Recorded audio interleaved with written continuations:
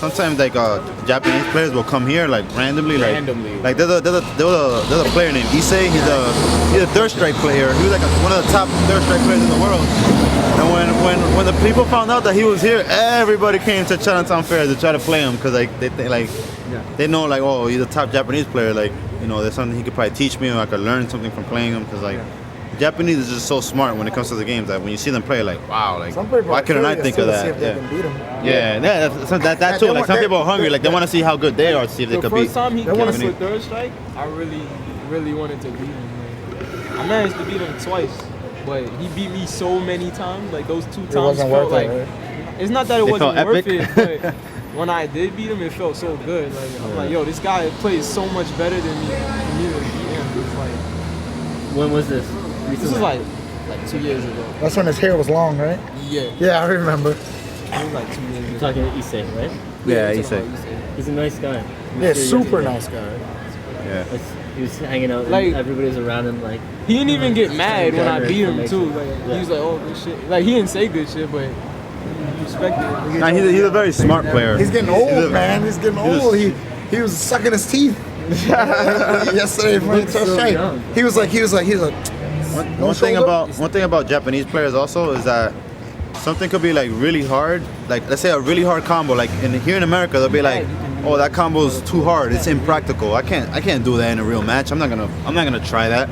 But in Japan, they learn a combo like that, and they will practice it and practice it and practice it until they get it, that they can get it every time, and that becomes their practical combo, like their bread and butter, their regular combo becomes like their regular combos are our like impossible combos. So that's also like another thing. Our combo video combos. Yeah. That we're like, oh my god. Yeah, they do those combos for free. Like, and that's what makes them better than us too, because they're willing to take it to the next level.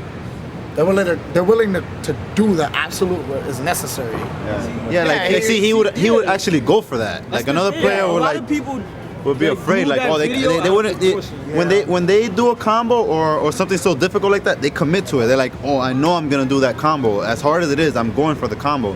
But over here, like people second guess themselves. They don't think they're gonna be able to finish it. So it's like the risk of missing the combo stops people from being able to execute those combos. So it's a mental thing on top of an execution thing. Like, you know, like anybody, if you practice hard enough, is physically able to do a combo. You know, like no matter how hard it is, it's just a matter of practice.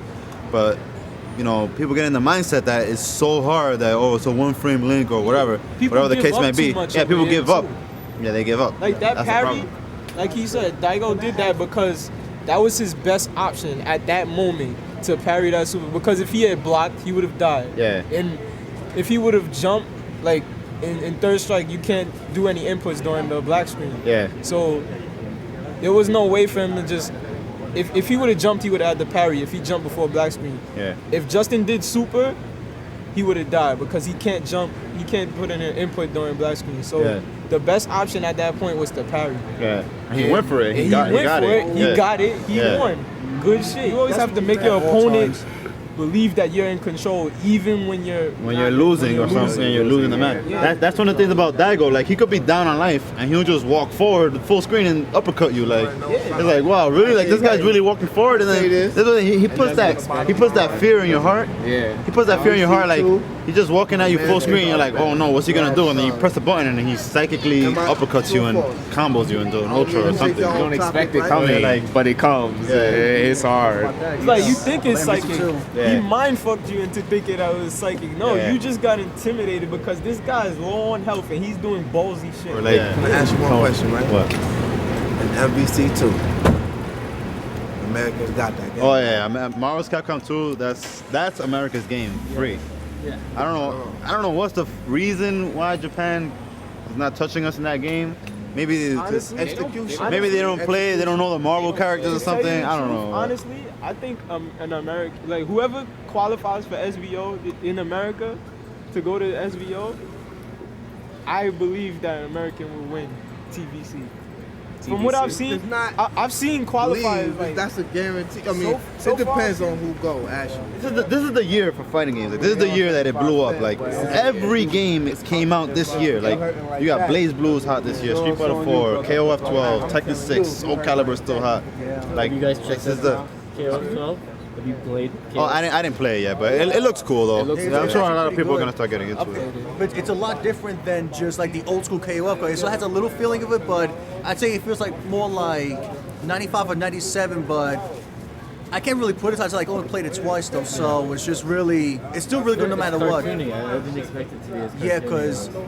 Yeah, because I think the rebirth, quote unquote rebirth, is just basically going back to the old school gameplay / characters with the costumes and everything. So, you know, right now we have like 20 characters in the arcade and probably like I don't know how many more in the home version. People they say, fuck it.